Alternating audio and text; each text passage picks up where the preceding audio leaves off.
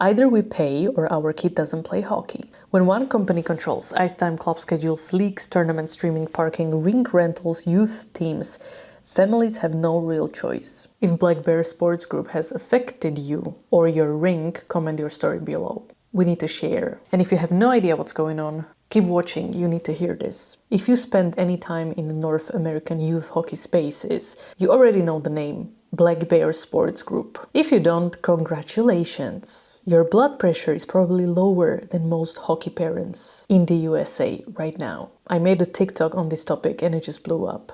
Here's why. Everybody's angry. Hundreds of comments, shares, DMs. People feel like youth hockey is being squeezed dry financially and emotionally by one company. So let's break it down.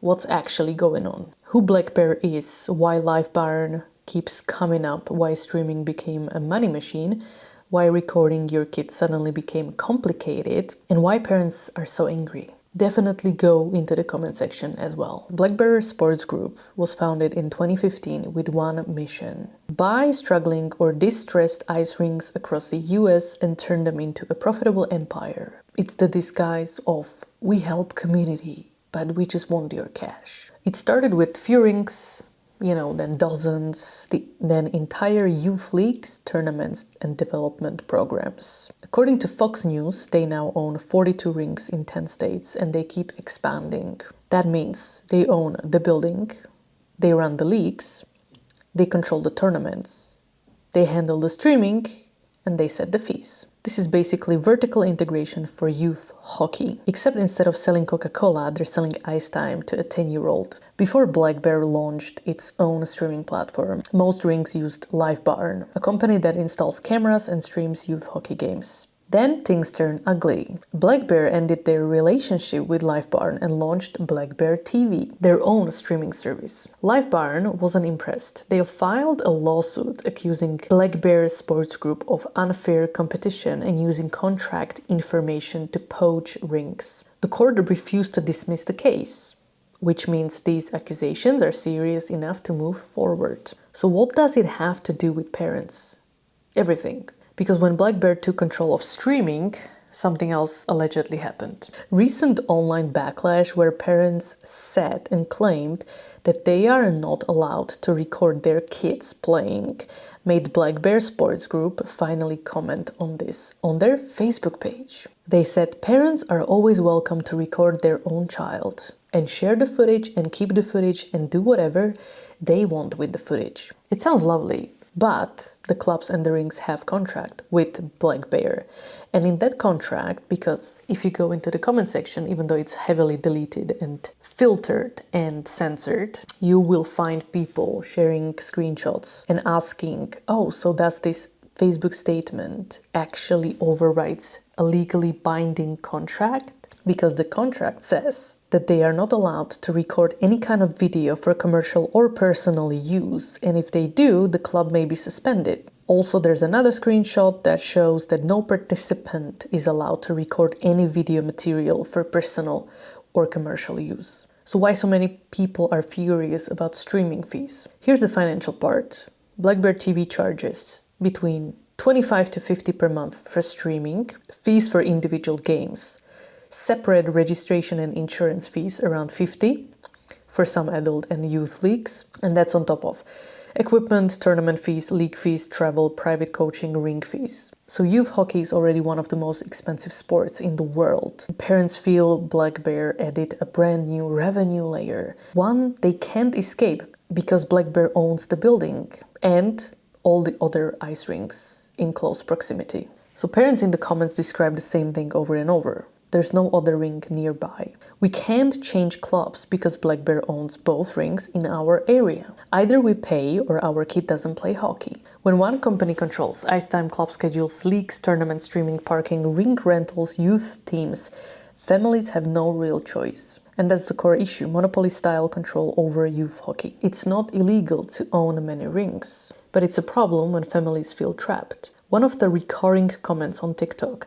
Black Bear lets the rinks deteriorate, then buys them cheap. But the problem is that so many people commented that Black Bear rinks are not maintained and are dirty and filthy and ugly. Another set of comments is about adult hockey, beer leagues and pickup times.